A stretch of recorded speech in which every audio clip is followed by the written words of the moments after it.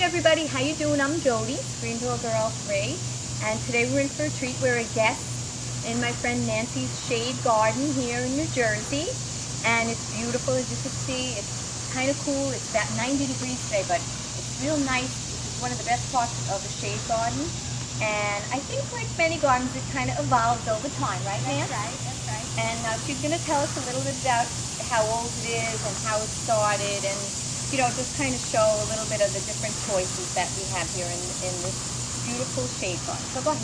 Okay.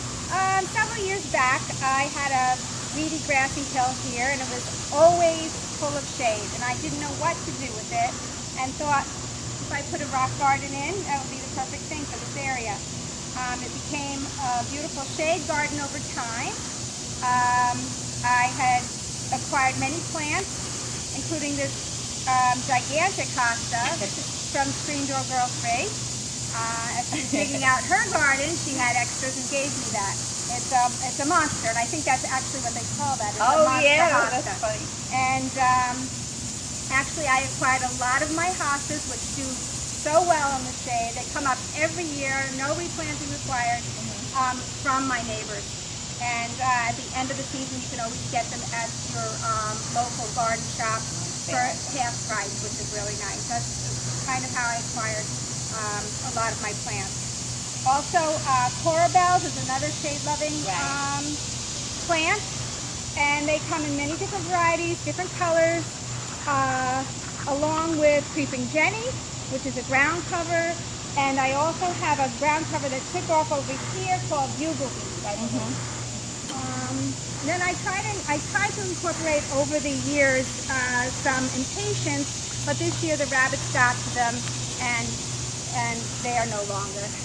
But she still loves rabbits. Yes, I'm a rabbit collector, and I've incorporated statue ones in my garden, not real ones. Okay. So we're gonna go around. So that's a good point. When you go to the nursery, then you can zoom right to the shade section. So that makes it simple. It's nice to have a direction in a garden, like a goal.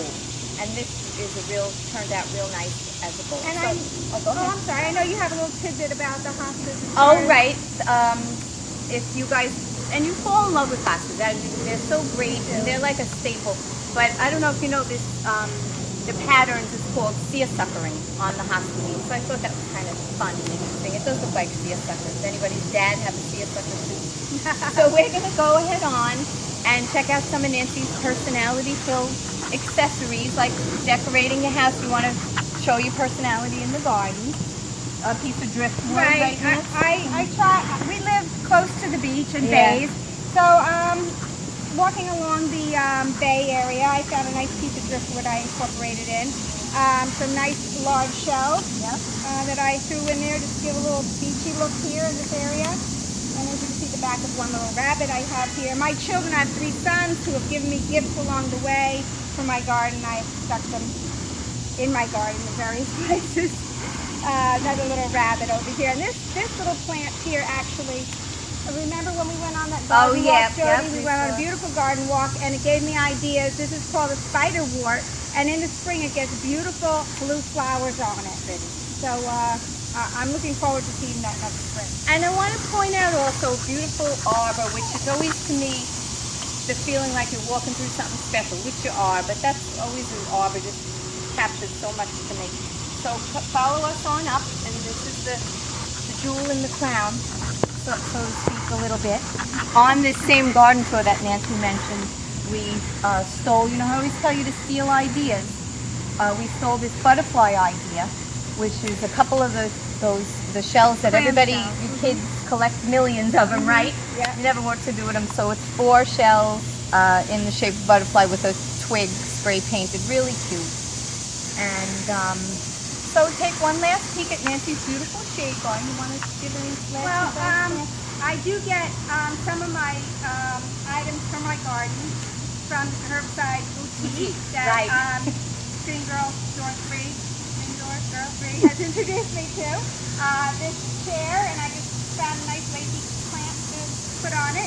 Also, a coffee table that I've just repainted, and now it's a little worn looking, but it kind of adds a little interesting bit to the garden.